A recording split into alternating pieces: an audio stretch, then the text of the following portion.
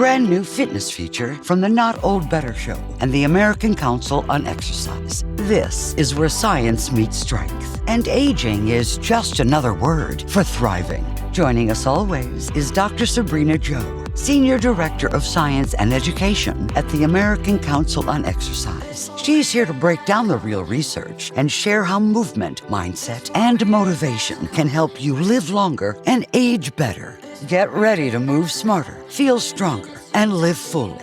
And now, here's your host, the award-winning Paul Vogelzang. Well, thank you, and welcome to the Not Old Better Show and our American Council on Exercise Live Long Better series. I'm Paul Vogelzang. This is episode 2 in our America 250 U.S. birthday series on independence and freedom through fitness and exercise. It's kind of a great combination there. Our friend and co-host Dr. Sabrena Jo will join us in just a moment. It's always great to speak with Dr. Jo, who gives our audience straightforward advice on staying fit after 60. Today, we are taking fitness on the road. And let's be honest, travel has a way of telling the truth about our bodies. The airport is not just an airport, it's an obstacle course with coffee.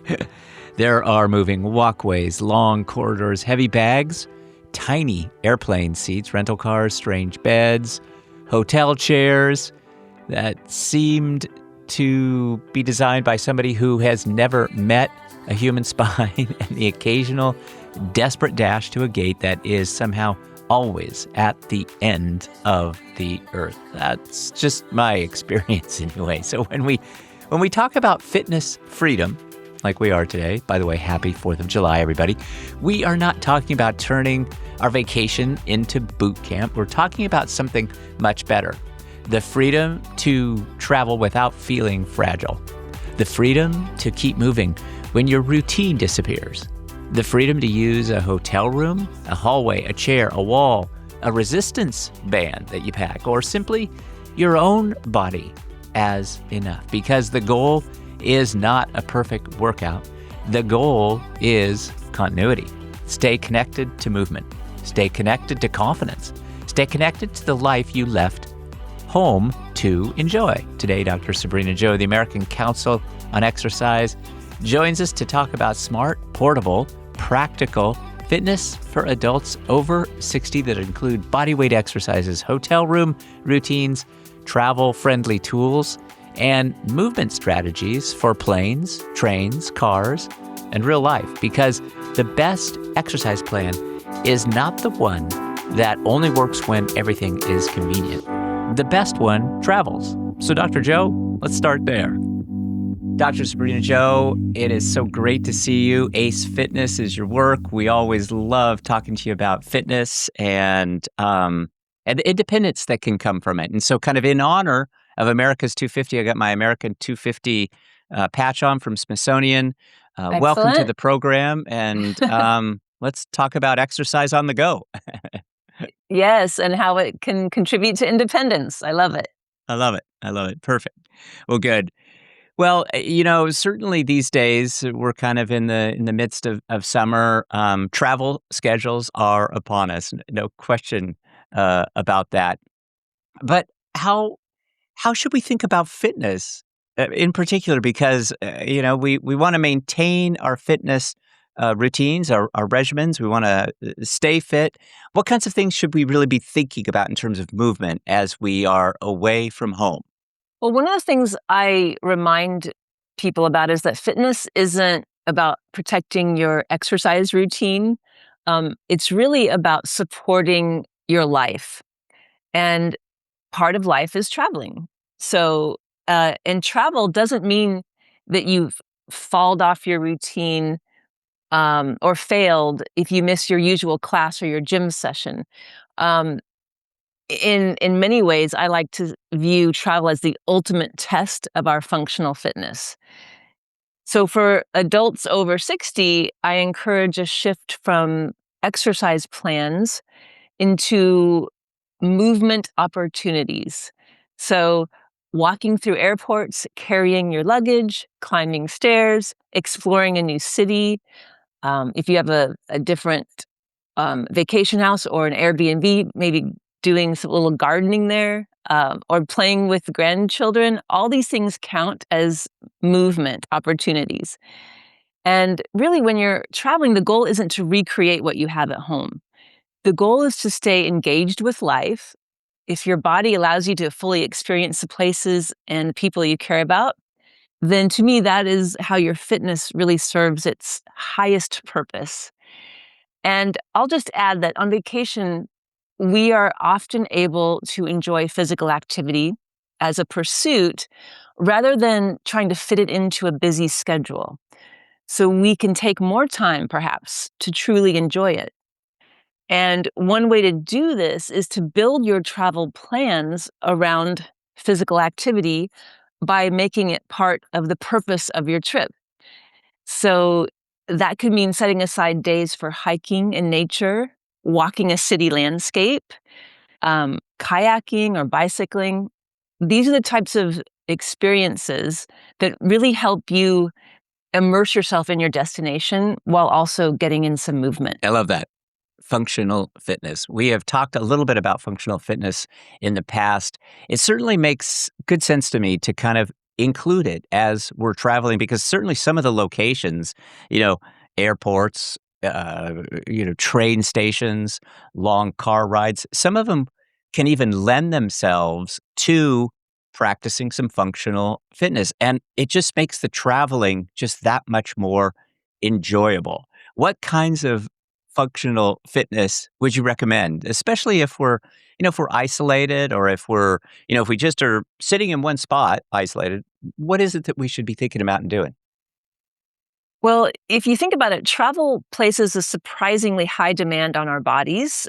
We often don't think about travel that way, but really three qualities matter the most when we're thinking about this functional fitness with travel. First of all, I think about strength. You need enough strength to lift your suitcase, get in and out of various kinds of chairs that like, whether it be a taxi or your airplane seat. And you also need to be able to carry things besides your suitcase, like groceries or bags or even grandchildren if they're with you. So that's strength, that kind of all um, is associated with strength. The next one is balance. So when you're in an unfamiliar place, so uneven sidewalks, escalators, crowded terminals, anything that you're just is not a normal part of your landscape, this is all a challenge to your stability if you think about it, because you're not used to it. You can't navigate on autopilot like you might if you're just in and around your home. So paying attention to balance, that's a functional fitness aspect that we use a lot in travel. And then lastly is, I'll group it together, but it's like mobility and endurance. So sometimes when you're traveling, you have long walking days, you're sightseeing, you're standing in museums. All of these things require stamina and the ability to move comfortably. Because if you're challenged with mobility, like with joint issues, for example, then you're going to be uncomfortable when you're trying to experience these wonderful activities. So I often think about a person's stamina and their mobility as applying to functional fitness when you're traveling. So I often tell people, like, if you can comfortably sit down and stand up without using your hands, if you can carry a moderate load, and if you can walk for about 30 minutes and climb a few flights of stairs, you're really building the kind of fitness that makes travel more enjoyable instead of exhausting. Wonderful stuff. Travel is expensive. I sometimes hear people say, I want to just focus on the travel. When I'm at home, I can exercise, no problem, but everything falls apart for me for a variety of reasons. Sometimes it's the expense, sometimes it's the concentration of moving from place to place. It often involves, like so much, fitness. And certainly, you and I have talked a little bit about this idea of a mindset with regard to to fitness and maybe functional fitness in particular, but what's the simplest mindset that we can shift into that you'd recommend for travel purposes in order to really just stay focused on it, really drive it and try to emphasize it while we're traveling, prioritize it? I would say prioritize movement consistency over everything. So, consistency over intensity, consistency over type, just consistency of movement. So, we're not trying to maintain perfection like we do at home if we even achieve that. Um, so, you can also think of travel weeks as maintenance weeks. They're not performance weeks. You're not trying, unless you're traveling to do a competition, but typically traveling, you're just trying to maintain your level of fitness and you're not trying to um, record any personal bests. You're just trying to enjoy yourself on your vacation or your travel. Um, so another thing that often happens when we travel is we sit for long periods of time, like we discussed, but we also go to a different time zone and we sleep in unfamiliar beds. And so those things all contribute to our feelings of fatigue. So instead of thinking about being perfect, staying on your perfect exercise routine when you travel, maybe think about what's the smallest amount of movement that helps me feel like myself. And so that might mean it's a 10-minute walk in the morning. Um, it might mean it's a 10-minute calisthenics movement period in your hotel room before you start the day or finish your day or stretching before bed. The goal isn't to do everything. It's simply to um, maintain consistency so that you don't disconnect completely from movement. I do always enjoy talking to you because we talk about the psychological aspects and the mindset that it takes to really kind of keep going. But there's a real applicability side to you. And so I want to talk about the practical approach to fitness as we travel. And I want to ask your help in designing the perfect travel workout plan. So if our audience member maybe has just 10 minutes to kind of get a little bit of fitness in, what would you recommend they do? They perhaps no access to a gym, no fancy equipment, kind of around. What is it that you'd recommend to really make sure and kind of stay on top of it? Sure. Well, I love the simplicity of this, and you can get surprisingly creative just in your hotel room, or if you're staying at an Airbnb, just whatever happens Yeah. to be in the room that you're in. So I I like to think of doing a shorter workout in a circuit fashion, just because it's more interesting and it kind of moves really quickly, and before you know it, you're finished. So think about these next 10 things that I say, these 10 movements, doing 1 minute each, and then just moving on to the next. So do one, move on to the next. By the time you've done all 10 movements, you're done. So, number one is it's kind of a warm up, but it also includes balance, which I like. So it's marching in place, but with very high knees. So think of what it looks like to march in place, but think of lifting your knees as high as you can each time. That's going to slow you down, but it's also going to kind of mobilize your hips and also challenge your balance a little bit. So do that for 1 minute. Number two, sit to stand from any old chair that you have. That might mean the couch, it might mean an ottoman, just something that's sturdy that's not going to go anywhere on you. Number three, wall or countertop push ups. I always say this because it always counts. um, Number four, standing calf raises. So you're just lifting up on the balls of your feet and then putting your heels back down on the floor. And most people, this is a balance challenge, so you might want to just put your fingertips on the wall next to you or on a countertop. Number five, something that we call bird dogs. So this exercise is when you're on your hands and your knees and you're extending and reaching one arm and one leg in opposition to each other. So if you're reaching your right arm, then your left leg is also extending. Um, and you're just alternating each side. So you're doing that for 1 minute. Number six, a plank. So Planks can be done on your knees or your toes, whatever you're capable of. And if you need to take breaks, if 1 minute is not realistic, which frankly it's not, it's hard, especially when you're just getting started. So just take breaks and pop back up into your plank whenever you can. I think we're on 7 now. This would be a standing balance exercise. And that is just like it sounds. You're standing on one foot, you're lifting the other, and you just try to balance for as long as you can. Um, you probably will need to touch the foot down and bring it back up again if you lose your balance, or hold on to something near you. And you have to do each leg, so that actually is 8 now. So we added a new minute onto that. Um, and then the last two, the first one is a standing rotation. You're simply standing on your 2 feet, and it feels like a gentle stretch side to side as you just rotate your feet. Not not your feet, you rotate your spine. Your feet stay just kind of hip width apart, just standing on the ground. And then lastly, that we're up to 10 now, is to do some side bending. So you're standing again with your feet about hip width apart, and you're just leaning to one side and then the other. This is gentle. This is not an exercise as much as it is just kind of moving through some range of motion. But what happens, the reason I added the torso rotation, the standing side bending, is because a lot of times when we travel, we sit a lot, and it is kind of hard on your lower back. So any movement that we can add that addresses your torso specifically is going to help loosen that up and make you more mobile throughout your day. So if you think about the 10 things that I just listed, you've challenged your strength, your muscle endurance, your balance, and your mobility. And really 10 minutes is infinitely better than waiting for the perfect workout that never happens.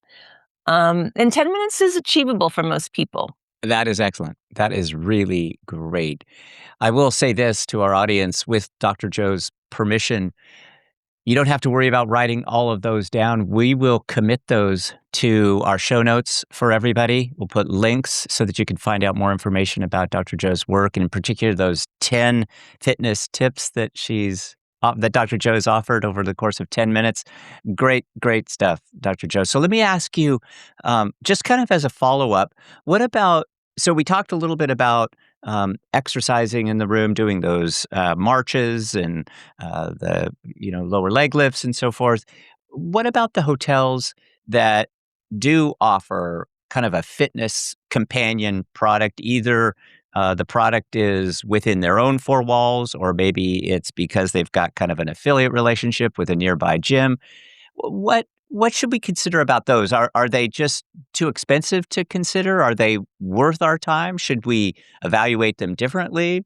Might that be a good option, kind of in some of our travel if it's available? Absolutely. It's a solid option with a couple of caveats. um, so one of my favorite things about traveling is that it can expose us to new forms of movement and even new communities. Um, the the flip side of that is, because it's so new, you might be walking into a situation that is not really appropriate for your skill level or fitness level, and you might take on doing something that's going to make you sore for the next several days on your trip. So there's always this balance that you're trying to achieve. But so before joining a class, which by the way, I'm all for it, I encourage people to ask, is this class appropriate for my current fitness level? And if you're not sure, you really should ask the instructor. The instructor should be available to answer your questions. And does this instructor offer modifications for all the movements in the class? If the answer is yes, then I think it's a good choice. Another thing to consider is, even before you decide to go to the class, are you recovered from your travel day? Or are you already fatigued? Because if you're already feeling stiff and sore and you're already fatigued, perhaps a new challenging workout might not be the best approach. What might be a better approach is more gentle movement. So I wish there were a blanket answer, but it really is depending on the individual. Sometimes the best choice is a vigorous cycle class. Sometimes the best choice is a sunrise yoga session or even a guided walk around the resort or the city. Um, but to my point earlier about being sore, the exercise that you commit to during your travel should enhance your trip, not compete with it. Don't go anywhere, because now we get to the part of travel fitness that nobody puts on the brochure. We love the destination. We do not always love what the journey does to the body. Hours of sitting, swollen ankles, stiff hips, tight backs, poor sleep, a schedule that starts super early, runs late, and somehow includes 3 meals you did not plan and a bed pillow with a personality disorder. So the question becomes, how do we adapt without quitting? How do we move when we are tired, stiff, jet lagged, off schedule, or sharing a hotel room with somebody who does not want to hear us doing squats at 6:15 in the morning? That is definitely the case in our family. Coming up, Dr. Sabrena Jo from the American Council on Exercise gives us some practical ways to fight the stiffness of sitting, to adjust for fatigue, and stay active without being reckless. This is where travel fitness becomes real. Stay with us.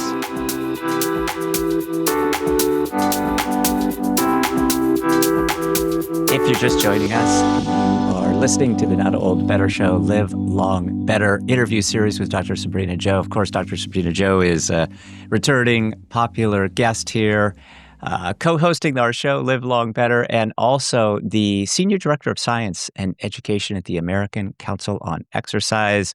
We talk a lot about fitness, and I just think today is such a great subject. We're talking about the independence that comes from being fitness-minded and doing that consistently, even when we're out and about.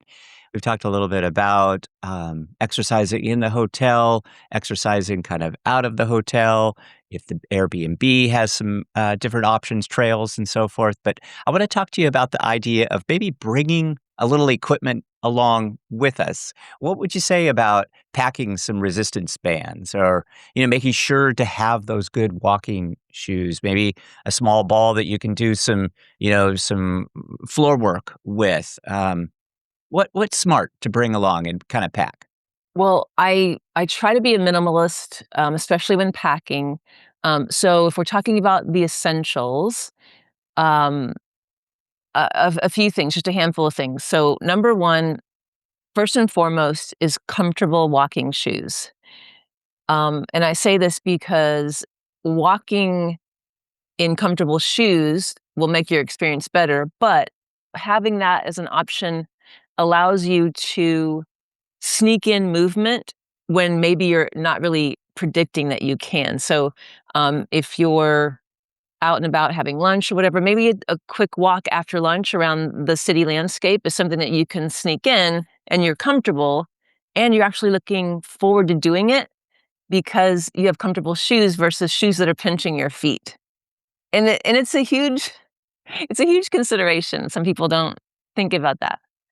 Um, the next essential would be a resistance band. So resistance bands tend to take up very little space. They're very light and they're easy to throw into your travel bags. Um, Another would be a refillable water bottle. Um, it's always nice to have your own water and you know where it is all the time instead of having to rely on convenience stores or wherever you are to seek out water. Um, Next would be lightweight exercise clothing that kind of matches what you're doing. So obviously, if you're going to go kayaking, you might want to bring a swimsuit type of thing. But also, if you're going to be in a hot climate, think about the clothes that protect your skin, but are light enough and breathable enough to allow you to exercise comfortably if you're going to be moving outside. Um, and then lastly, I would say, think about on your phone, having a favorite playlist or your favorite exercise app that might help you sneak in some movement and make it more a fun experience while you're there. But if I had to choose just two things, it really would be walking shoes and a resistance band, because I think those two items can support an incredible variety of movement wherever you are. Travel is one of those activities that it kind of brings with it almost two polar opposite things for us. We are perhaps sitting for long periods of time. We kind of talked a little bit about that. And that's coupled with a bunch of hurried movement as we're kind of getting to and fro. When we're sitting for long periods of time, talk to us a little bit about, kind of circulation and kind of maintaining that flexibility so that when we are up and at 'em, we're doing so in a way that's safe. And we're also taking advantage of the fact that, we're doing a little bit of work as we're just sedentary. Great question.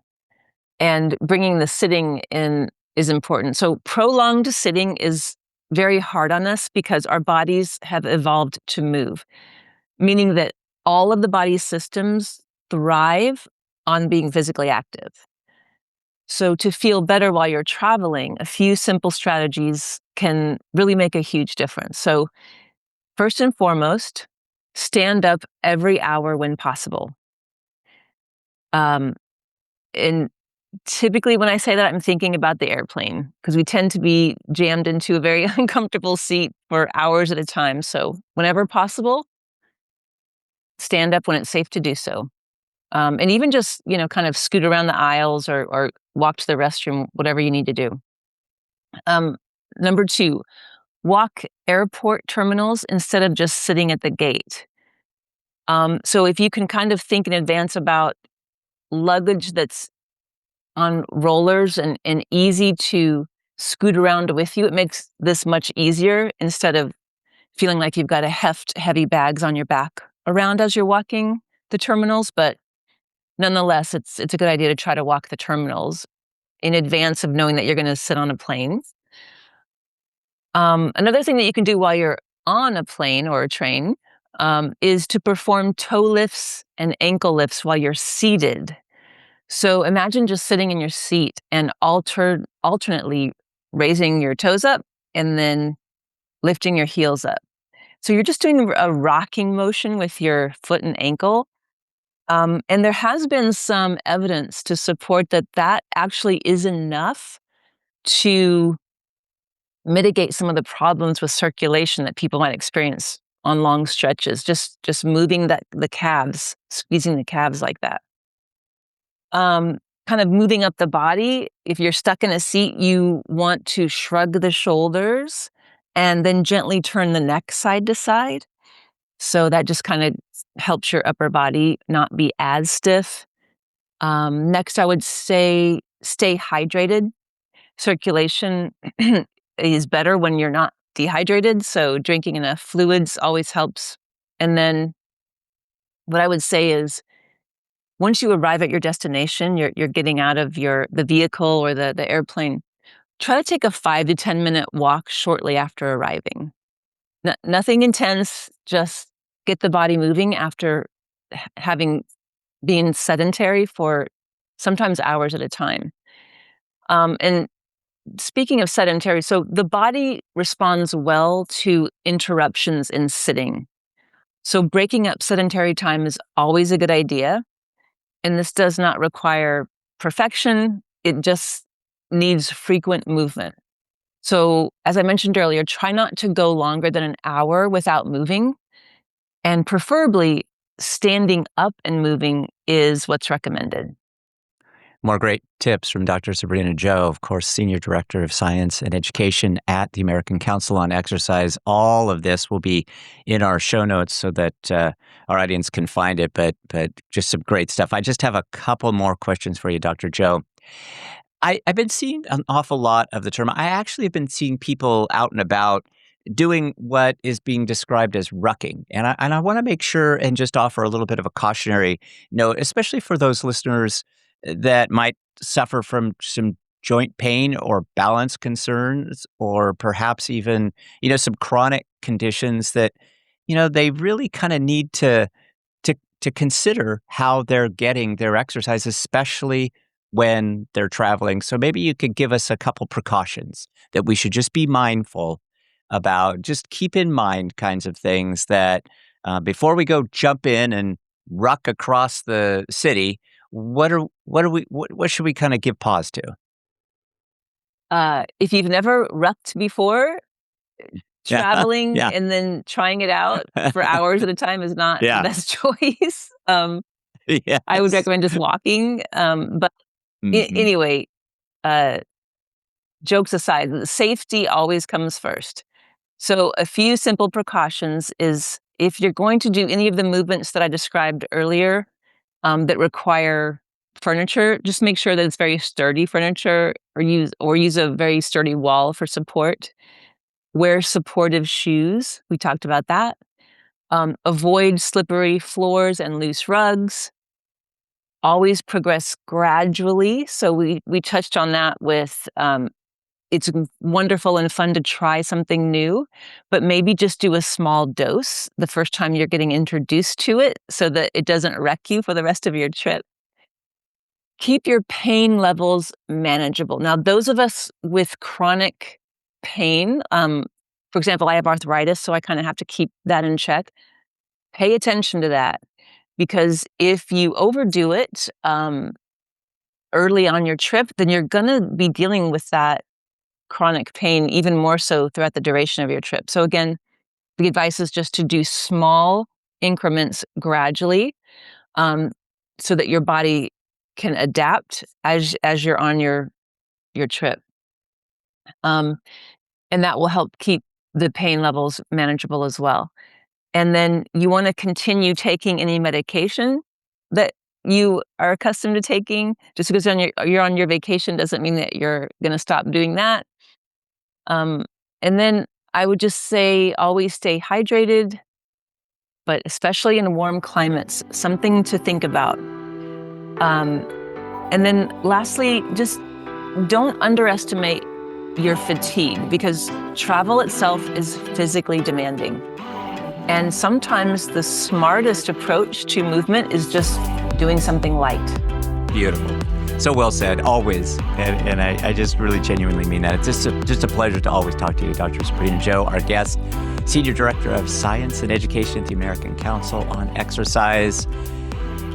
You've been listening to the Live Long Better series, our ongoing fitness series. Dr. Jo, we're just at the kind of the peak of summer here. Summer travel's upon us, and I just think we've had such a great conversation about fitness as we're on the go to stay independent. So my best to you, Dr. Jo. We'll get this particular episode out kind of in anticipation of the 4th of July, but have a great 4th of July to you and your family, and we will talk soon. Thanks, Paul, and safe traveling, everyone. Dr. Sabrena Jo, today you have given us a wonderfully liberating idea in our episode 2 on travel, independence, and freedom for America 250. You taught us that fitness does not have to stay home when we do. It does not require a perfect gym. It does not require perfect equipment. It does not require a perfect schedule. And thank goodness for that, because travel is rarely perfect. It's fun, but it's challenging sometimes. Flights change, sleep changes, meals change, weather changes, plans change. But our commitment to movement can come with us. For our listeners in the 60-plus age range, the takeaway is simple. Do not let travel become a reason to disappear from your own body. Walk the airport when you can. Stand up during the roadside stop. Stretch gently when you arrive. Use the chair, the wall, the bed, the hallway. Pack the resistance band. That's right. Wear the shoes, comfortable ones. Absolutely, as Dr. Jo stresses. Do the 10 minutes that Dr. Jo stresses too. And if you miss a day, do not turn it into a story about failure. Just begin again the next day. That is fitness freedom, not obsession, not perfection, freedom. The freedom to go where you want to go, enjoy the people you come to see, and return home feeling like travel added to your life instead of taking something out of you. Everybody says, I need a vacation from my vacation. Not according to Dr. Jo. As always, if you are managing pain, balance concerns, chronic illness, recent surgery, or new symptoms, check with your clinician before changing your routine. This is the Not Old Better Show, part of our American Council on Exercise Live Long Better series, celebrating America's 250th. Happy 4th of July, everybody. I'm Paul Vogelsang. Keep moving, keep exploring. Let's talk about better. The Not Old Better Show. Let's keep saying yes to our next adventure. Join us next time. Thanks, everybody.